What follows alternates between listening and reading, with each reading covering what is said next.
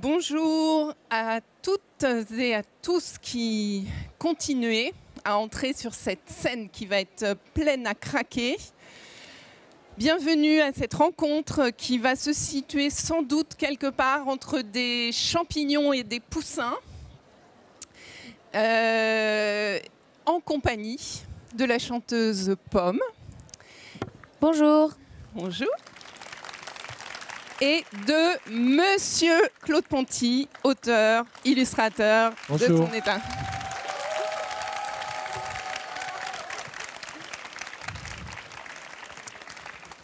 C'est la première fois qu'on me fait ça. Ah, mais c'est pas fini. Vous savez qu'à côté de moi, j'ai quelqu'un qui sait travailler sur une scène, qui adore la scène, qui n'a pas peur de s'exposer. Et moi, c'est le contraire. Moi, je m'enterre dans mon atelier pour travailler et j'ai envie que personne ne voit. Donc, je suis content que vous soyez là, mais vous ne seriez pas là, je serais plus à l'aise. 38 ans.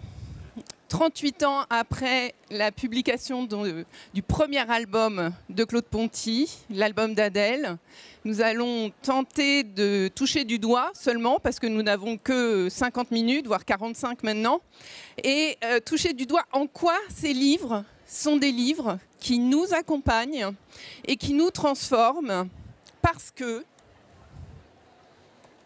les mots font des phrases, les phrases font des livres, les livres font des bibliothèques, les bibliothèques te font toi, et c'est Blaise qui le dit.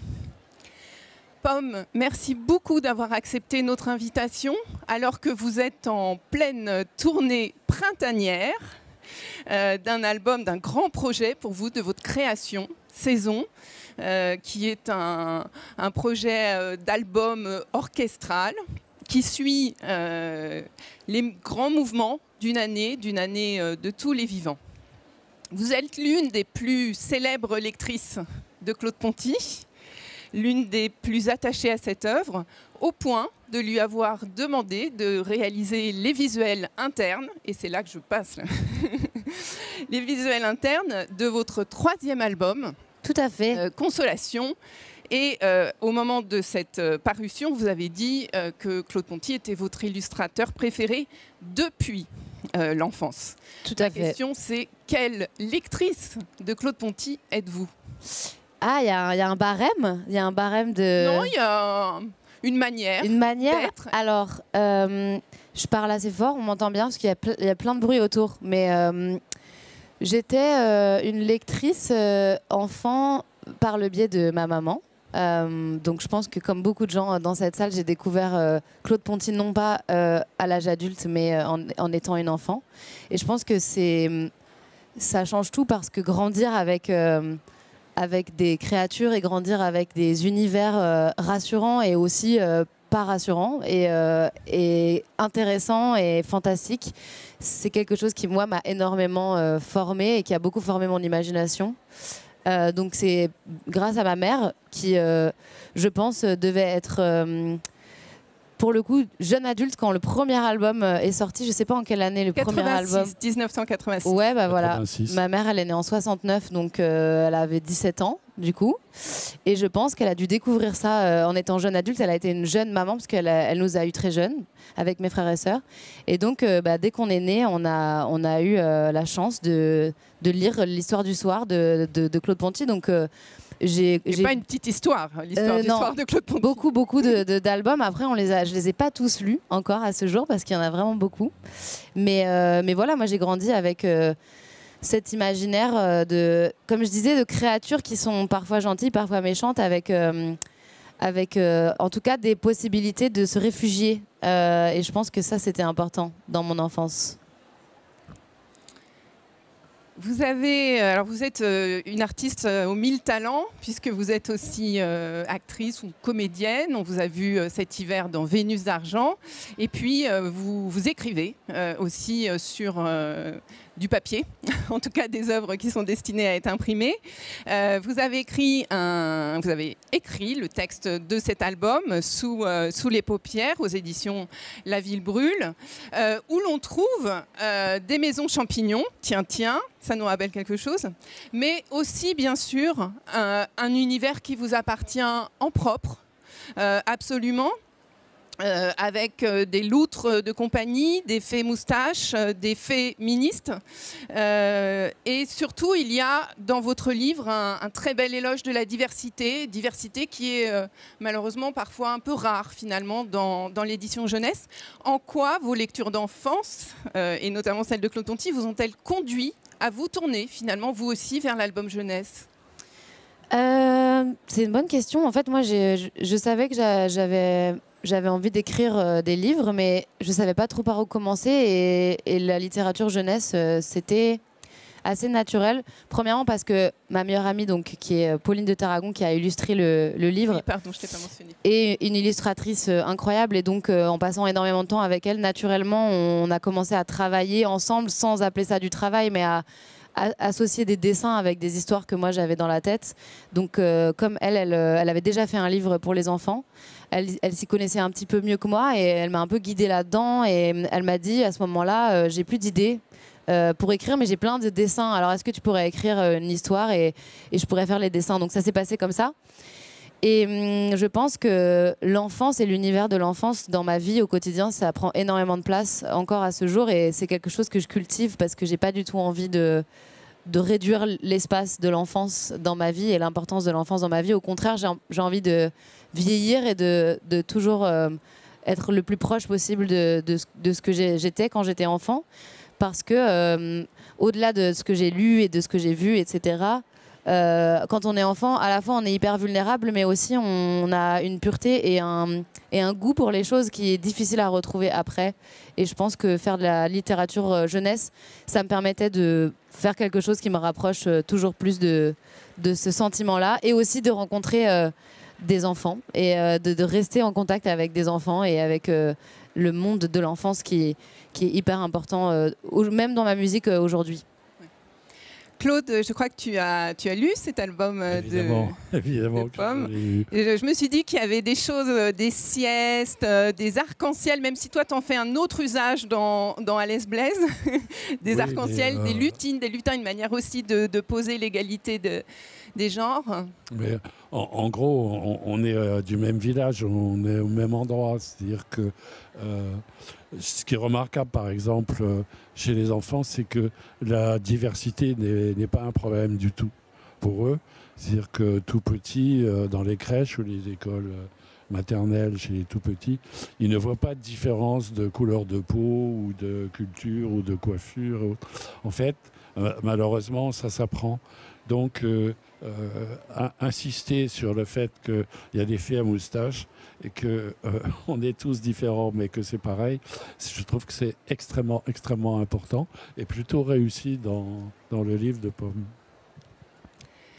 Alors, j'ai l'impression que cette salle est pleine de lecteurs et de lectrices de Claude Ponty, mais on ne sait jamais, il y a peut-être des égarés ou des étourdis ou des personnes qui n'étaient pas nées encore, par exemple, en 1986. Donc, on va essayer de faire une petite rétrospective flash, parce qu'on a, Pomme posait la question tout à l'heure, 80 albums quand même.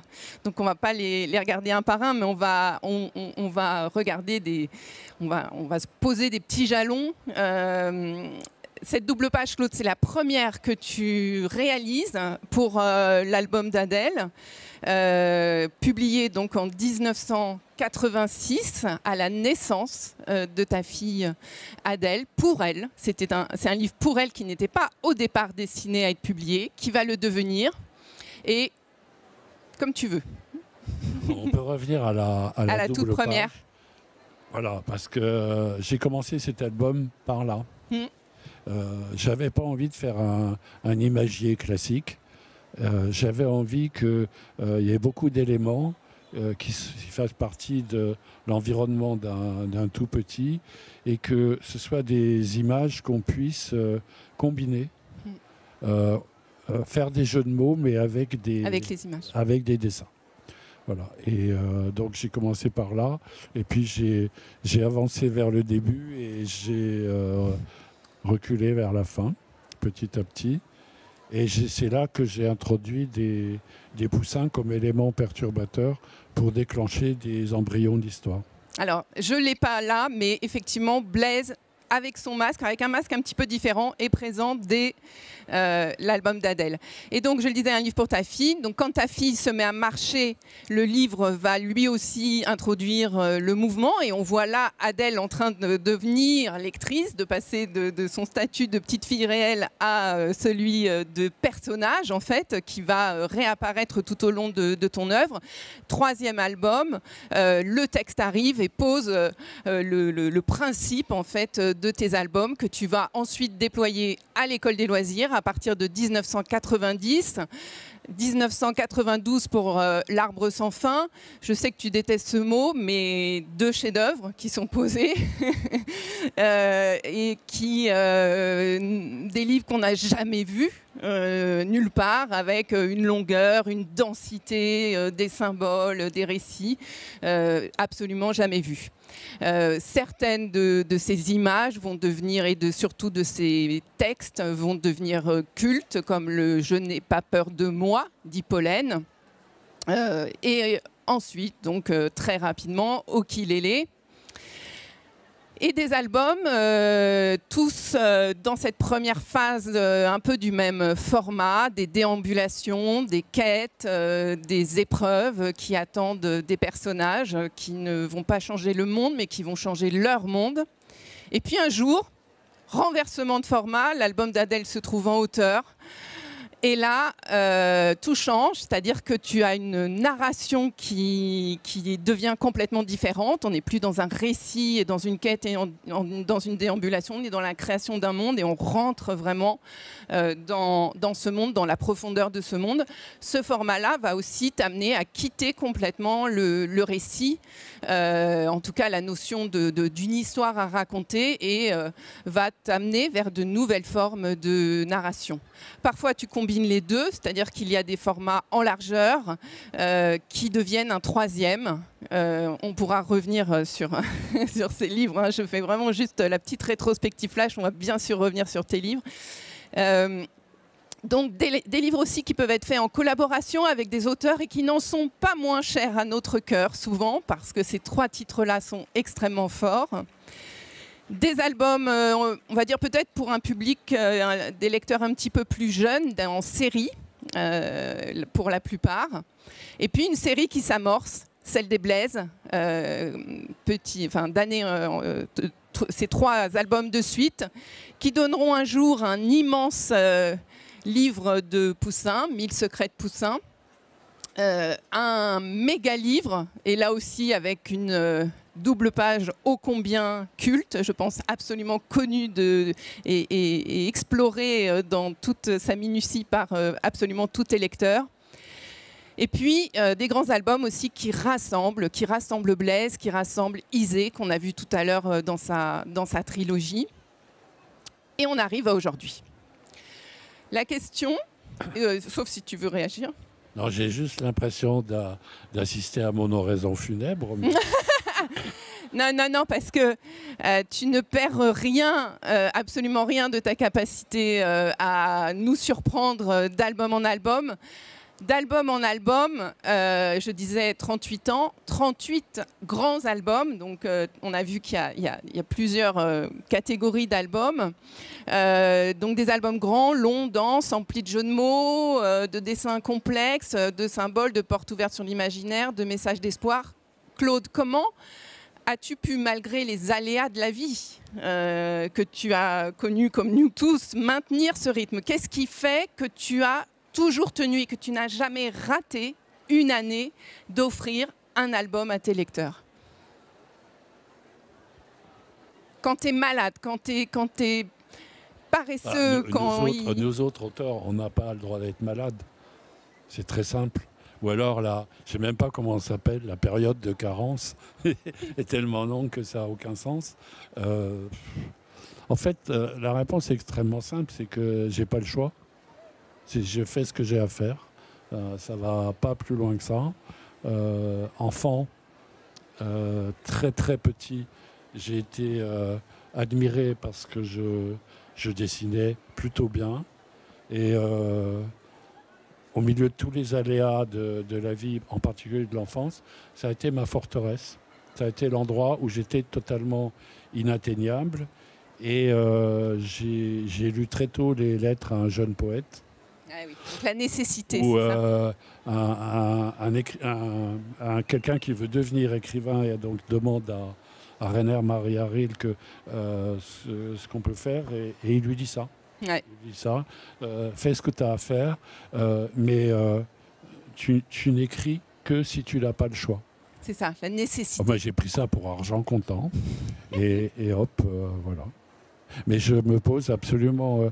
je n'ai pas, par exemple, dire cette année, si je ne fais pas d'album, je ne vais pas gagner ma vie, etc.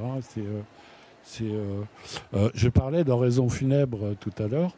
Je pense que vous êtes coincés parce que même dans ma tombe, je dessinerai. Ouais. Tu veux réagir? Non. Non.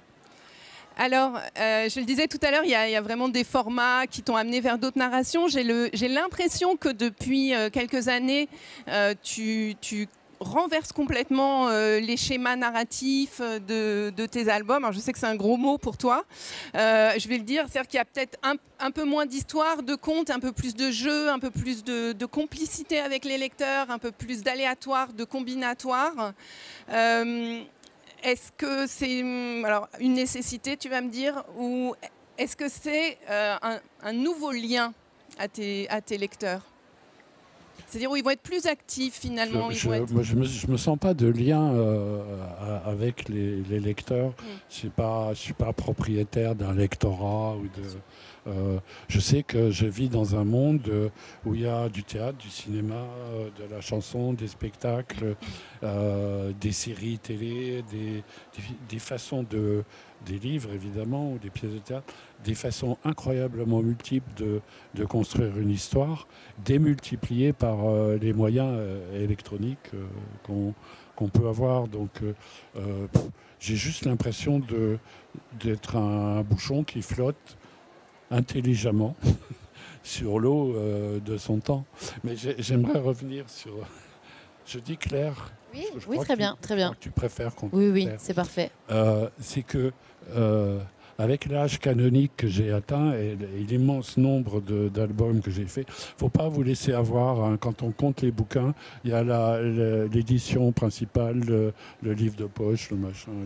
Ça fait beaucoup. On n'est pas fait autant que ce que mon éditeur raconte, sans compter que c'est un très bon éditeur. Je suis très content. C'est que arrive un moment où des gens que je rencontre ont entre 20, 30, 35 ans et ont lu mes livres enfants et commencent à les acheter pour leurs propres enfants. Donc il y a un sentiment de faire quelque chose d'un peu plus grand que soi. Mais quand on est contacté par Claire qui nous dit « Vos livres étaient essentiels dans mon enfance », je reçois des lettres d'enfants qui me disent ça m'a fait un bien énorme, ça m'a aidé à survivre, etc.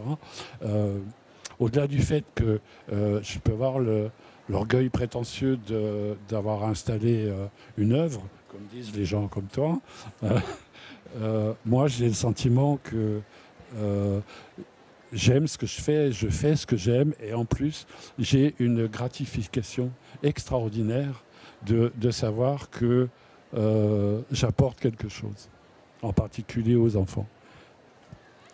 Pomme, vous êtes ému là. Tu as beaucoup parlé des images de Claude en tant qu'illustrateur, c'est comme ça que tu l'as fait venir.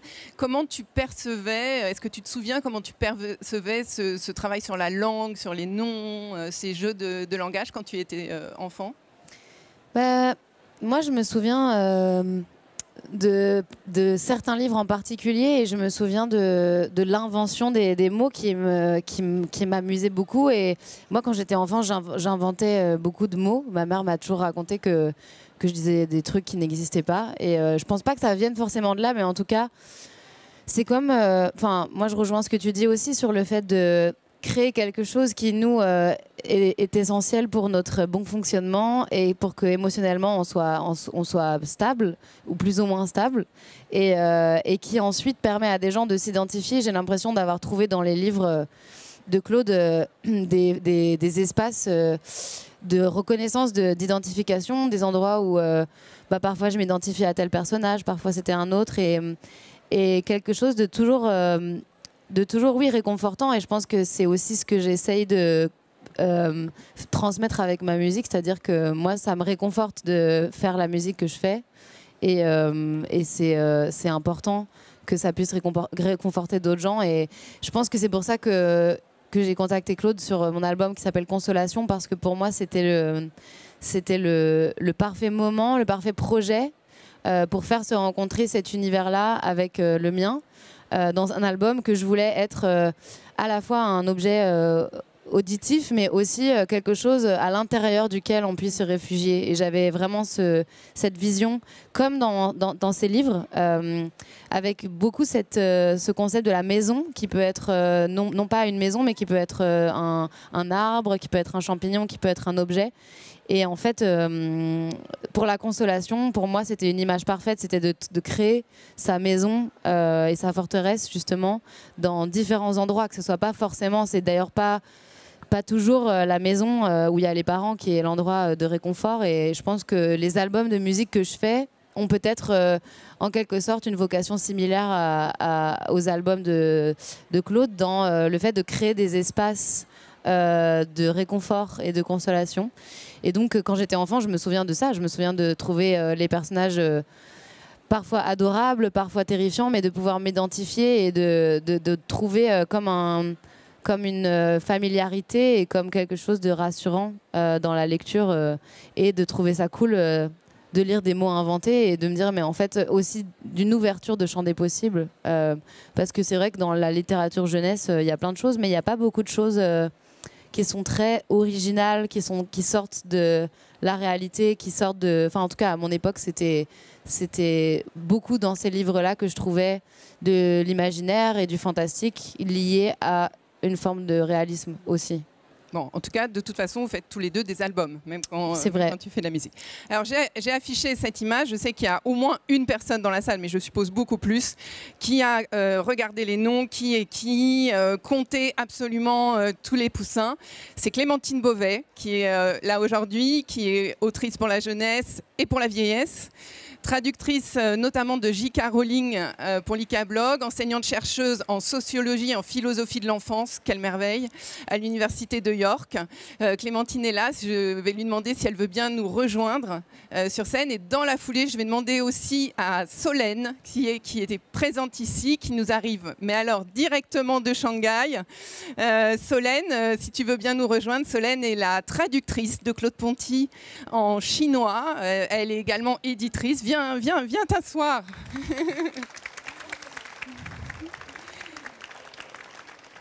Et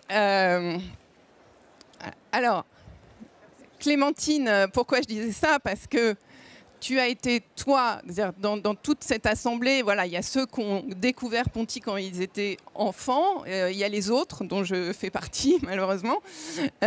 Mais toi, tu as eu cette chance de lire les albums de Claude Ponty depuis l'enfance. D'ailleurs, tu as un parcours dans la littérature jeunesse qui s'est fait vraiment dans la continuité. C'est parce que tu aimais la littérature jeunesse qu'adolescente, tu as décidé que tu travaillerais dans ce secteur et que tu as à tout prix choisi des études qui te permettraient de continuer dans ce secteur qui te passionne.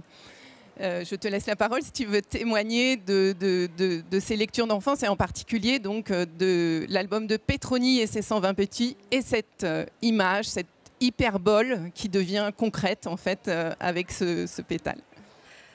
Bonjour, ça fait longtemps. La dernière fois on était sur un plateau de télé. Mais non, mais c'est parce que Sophie m'a demandé quelle est la question que tu aurais toujours voulu poser à Claude Ponty. Et j'aurais pu penser à des questions hyper intello, machin, mais en fait il y a vraiment une question que je me suis posée toute ma vie depuis que je suis toute petite. C'était 93, tu m'as dit, Petroni? Non, Petroni, c'est 90.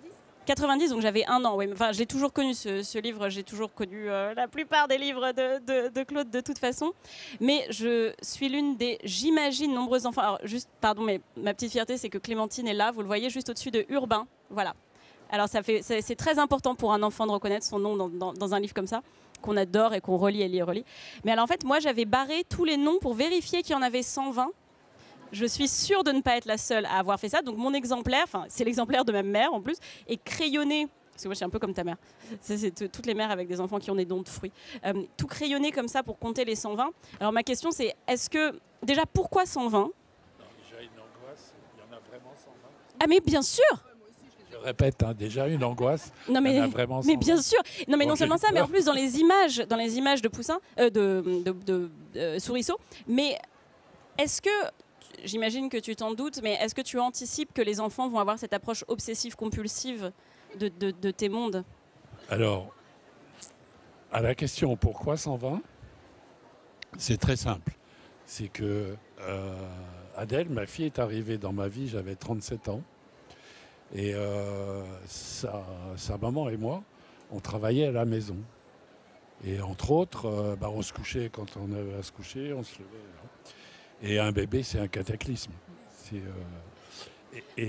Donc, il fallait tout remettre en question sans arrêt. En plus, dès que j'arrivais à comprendre comment elle faisait, je m'y habituais, mais elle changeait immédiatement.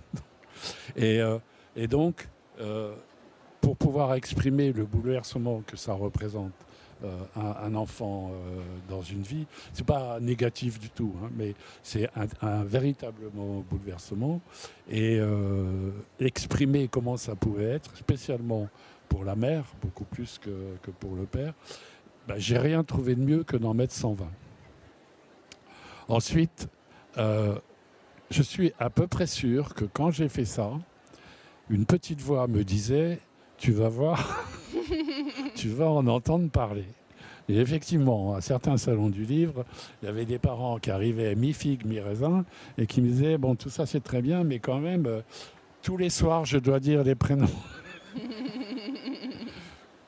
Bon, je m'excusais platement, mais j'étais ravi quand même. Merci beaucoup Clémentine. Je crois que tu as 2 petits qui comptent comme 120. Compte absolument comme 120. Et que tu dois absolument rejoindre. J'aimerais tellement pouvoir rester encore une demi-heure, mais je suis vraiment désolée, je dois aller libérer la babysitter. Un grand merci en tout cas d'être beaucoup. venu, rester depuis ce matin pour être avec nous cet après-midi. Donc Solène, tu as eu cette lourde tâche devant laquelle beaucoup de traducteurs ont renoncé. Il y a beaucoup de pays qui disent oh là là là là, Claude Ponty, les textes c'est trop difficile. Mais toi, tu as relevé le défi et tu as traduit combien d'albums de Claude Ponty en Chine, enfin en chinois pour être publié en Chine? Juste dizaines, c'est sûr. Une dizaine. Je vais pas compter. Ouais. Alors, est-ce que tu veux nous parler un peu de comment tu as travaillé et puis peut-être aussi ta question, la question que tu as toujours voulu poser à Claude de l'autre côté de la planète où tu te confrontais à ces textes? Oui, c'est ça. Vraiment, j'ai une question très concrète. Mais d'abord, je voudrais parler d'abord pourquoi je trouvais d'abord Claude Ponty, le livre de Claude Ponty. Et vraiment, c'est à le moment que j'ai décidé d'entrer dans la maison d'édition jeunesse, que je voudrais faire de travail et travailler dedans. Et le moment que je suis entrée dans une librairie et une bibliothèque, tout le monde me dit « Tu dois lire des livres de Claude Ponty ». Donc, à ce moment-là que j'ai fait des études à Paris. Donc, et puis, j'ai rencontré des gens qui travaillaient, des collègues qui travaillent à l'école loisirs, me présentaient bien vos livres. Donc, et mon premier boulot, c'est travailler dans une maison d'édition État à Pékin. Donc, je l'ai convaincu vraiment très longtemps pour convaincre les tests. Je leur raconte l'histoire et ils disent que c'est merveilleux. C'était le premier titre, c'est le Petroni et son bébé 120. Donc je pourrais dire que je suis vraiment très audacieuse parce que vraiment c'est quelque chose, c'est un peu difficile, très difficile à traduire. Il y a 120 noms Tu vois, moi aussi, je dois traduire tous les noms en chinois aussi. Ouais, ça, on a pensé aux enfants, aux parents, mais pas aux traducteurs. Ça, on ne l'avait pas intégré. Et aussi, donc, mon question, c'est sur le nom. Et comme le titre que je préférais, c'est le titre de L'Arbre sans fin. Donc, parce que dans cette histoire, il y a aussi qui porte l'importance de nom de la famille. Parce que la petite fille qui rentre dans le trou et il rappelle la chanson de la famille, tout le monde, il y a un nom et avec son caractère. Et à la fin, elle a trouvé ça comme aventurière. Donc, je voudrais vous demander si vous avez une manière ou comment vous fabriquez le nom. En fait, il y a des noms vraiment qui n'existent pas, ou soit comme Trampoline et Flo Bazar. Donc, certains, je peux trouver des clous, mais d'autres, pas du tout. Pas du tout, oui. Pardon. C'est pas évident parce que parfois ça repose sur une recherche complète.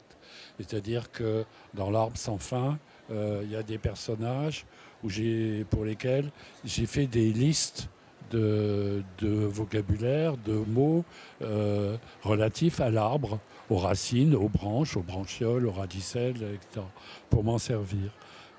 Ensuite, parfois c'est juste parce que le son, ça me traverse comme ça et c'est joli, mais spécialement dans L'Arbre sans fin, j'avais remarqué, pas le premier, mais dans la plupart des cultures, la généalogie des familles est extrêmement importante.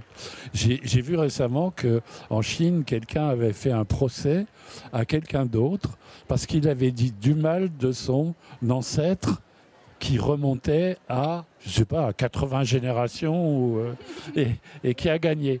Et alors, si on prend dans les pays du Nord, c'est pareil, toutes les sagas, tout ça, les listes de...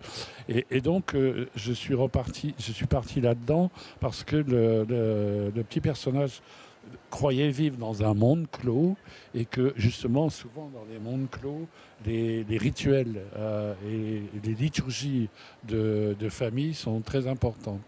Donc, je m'en suis fabriqué une. J'avais personne pour me faire la musique. Mais de toute façon, je suis tellement nul en musique. Merci beaucoup. En fait, oui. Ma question concrète, c'est pour le Zephyroth. Zephyroth, l'album que je suis en train de traduire en ce moment-là. Est-ce que Zephyroth, ça veut dire en fait, comment vous se trouvez ce nom-là, en fait?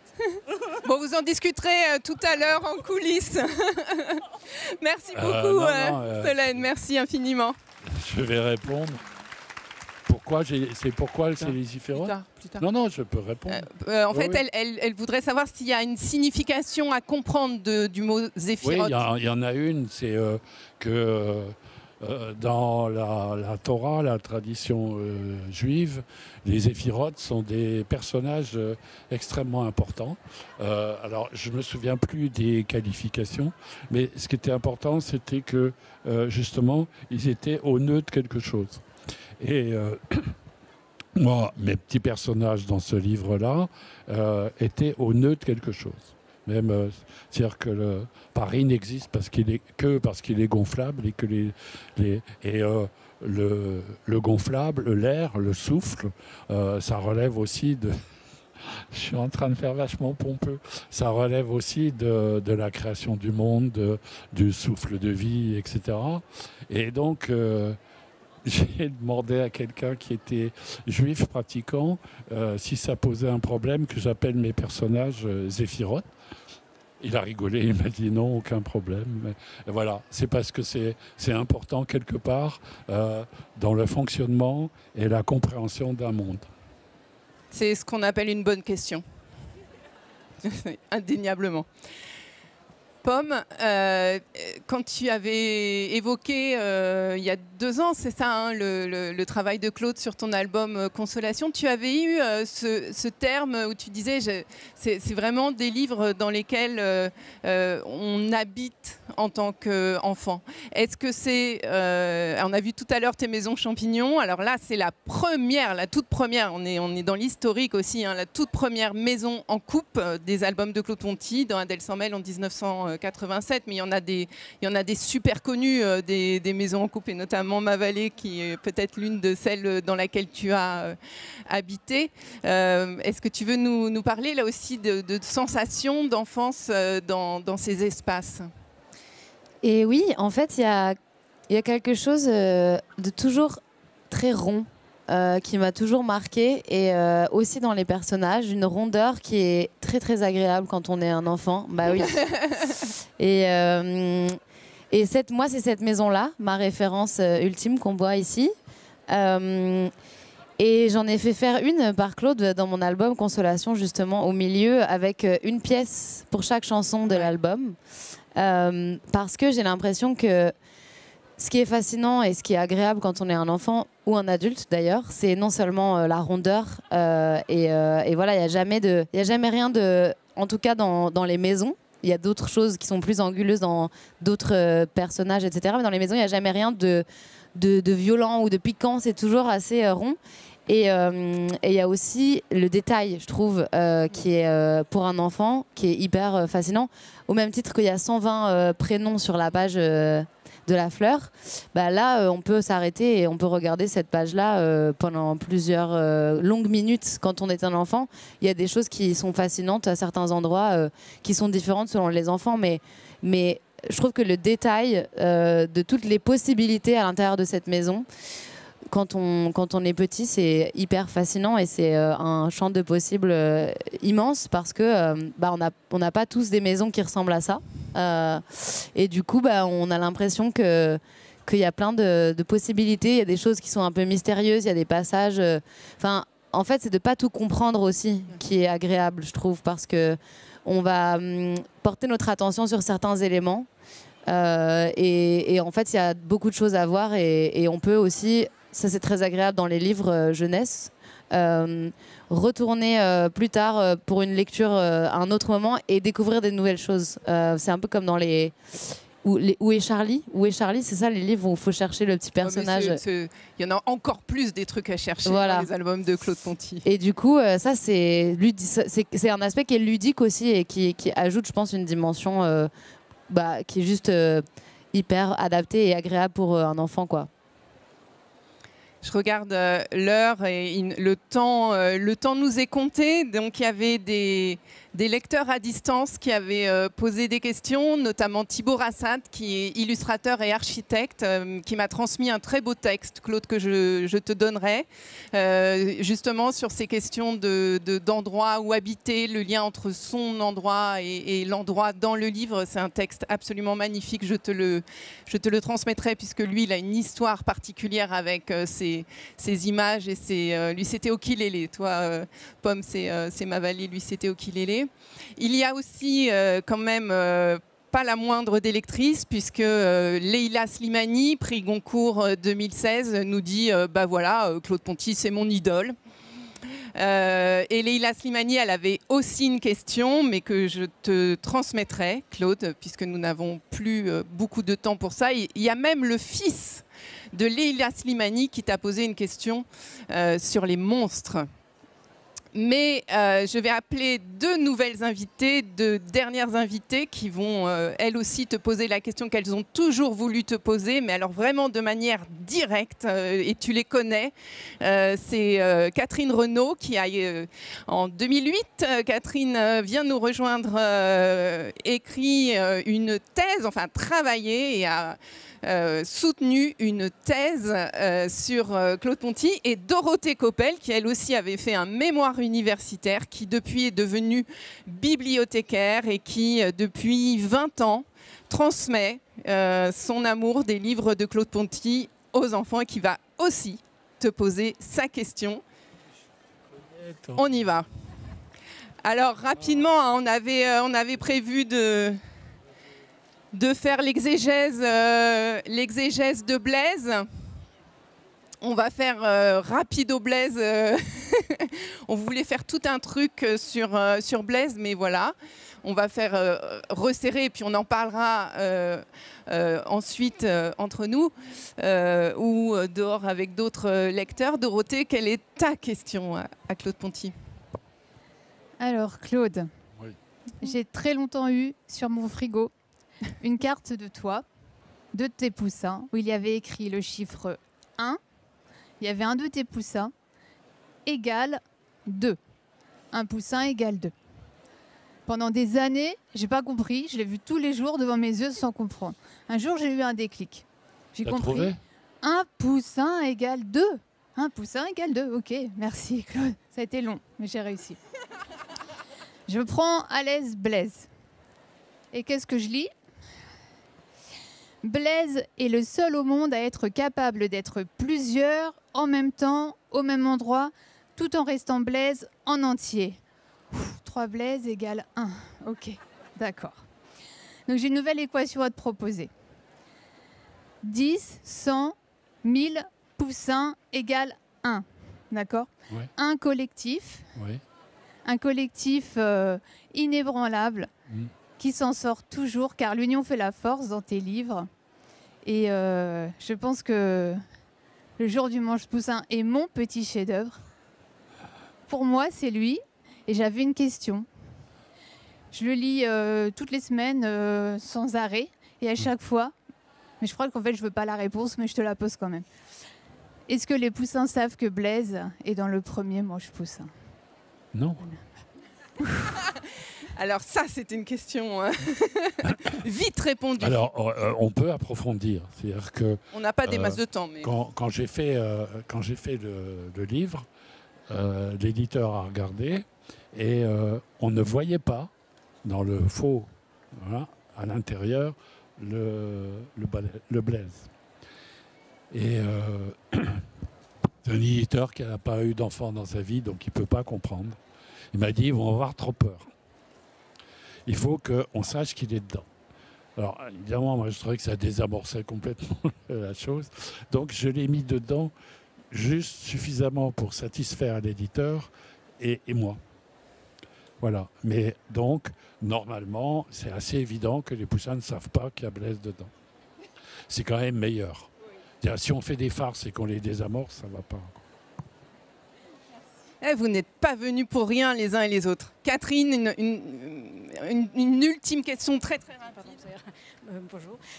Oui, j'ai passé de nombreuses années de ma vie en faisant ma thèse sur Claude Ponty, ce qui était une chose assez extraordinaire à l'époque.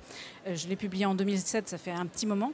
Mais mon meilleur moment de ma thèse, c'est quand j'ai pu mettre le poussin Blaise sur la couverture. Parce que publier une thèse de doctorat à l'université d'Uppsala, qui est une université très classique, très sérieuse, mettre l'image de Blaise sur la couverture de la thèse, c'était mon meilleur pied de nez. C'était aussi mon hommage au code barre. Et donc, c'était mon meilleur moment de ma thèse. Après ça, j'ai fait plein d'autres choses grâce à Ponty, etc. J'ai traduit plein de livres, j'ai joué avec les mots. Et c'était grâce aux albums de Monsieur Ponty que j'ai pu faire toutes ces choses. Ma question, en fait, c'est pas ma question à moi parce que moi, j'ai arrêté d'être universitaire et je laisse la parole aux petits. Mais j'ai une petite voisine qui est une de vos fans absolues et qui m'a demandé l'autre jour si jamais tu vois le Monsieur des Poussins, est-ce que tu pourrais lui demander est-ce qu'il rêve ces histoires? Non, je ne les rêve pas. Je les invente. Et ma réponse classique pour les enfants qui posent ce genre de questions, c'est une réponse totalement vraie. C'est-à-dire que dans mon atelier, les poussins sont partout. Et spécialement Blaise, il y a des moments, j'y peux rien. Ils veulent une histoire et je la fais. Alors, c'est archi totalement vrai, mais spécialement enrobé pour les enfants, parce que les adultes ne peuvent pas comprendre. On pourrait rester là tout l'après-midi, mais malheureusement, le chrono est absolument cruel. Pomme, tu avais accepté de chanter une chanson que Claude plébiscitait. Est-ce que tu veux Un tube. bien qu'on termine Un tube, un de mes tubes. cette rencontre? Vous pouvez rester là. On peut être tous des Blaise en écoutant Pomme. J'ai choisi une chanson Tu en qui veux un ou pas s'appelle Tombeau. Merci. Pourquoi tu l'as choisi en fait? Je sais Donc la même pas. chanson Tombeau. Oui. Tu sais pourquoi? Claude, tu veux nous dire pourquoi? Alors, pourquoi je l'ai choisi? Parce que il s'agit de penser à propos de quelqu'un qui est plus là. Et il y a une phrase absolument merveilleuse dans la chanson qui est répétée, c'est j'ai gardé le meilleur. Adorable. Est-ce que vous entendez? On n'entend pas, hein? Je pense pas que ça sort dans les enceintes. Ah, voilà, là ça sort. Parfait. Je me dépêche.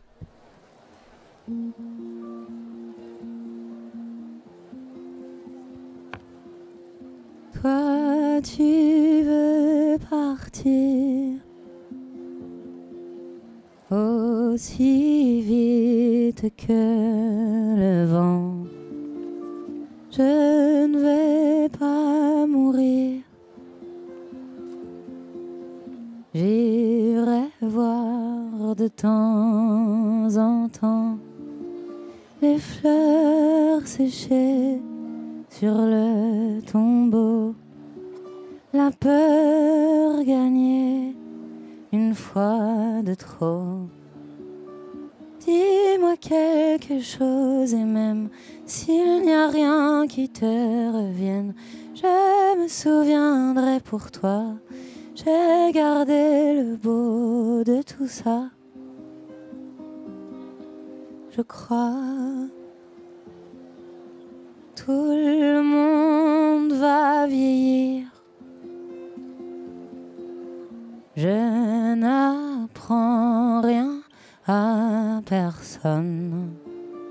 Tu peux tout détruire, disparaître quand vient l'automne et vivre avec les animaux, fondre la neige, dormir dans l'eau. Dis-moi quelque chose et même s'il n'y a rien qui te revienne, je me souviendrai pour toi. J'ai gardé le beau de tout ça. Je crois.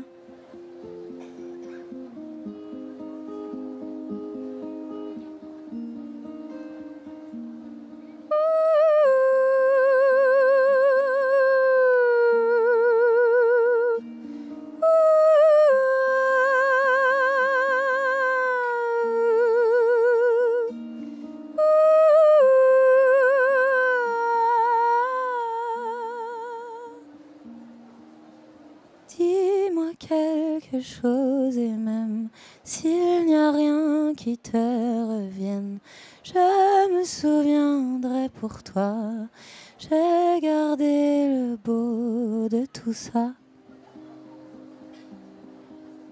Je crois. Merci. Merci, tout plein.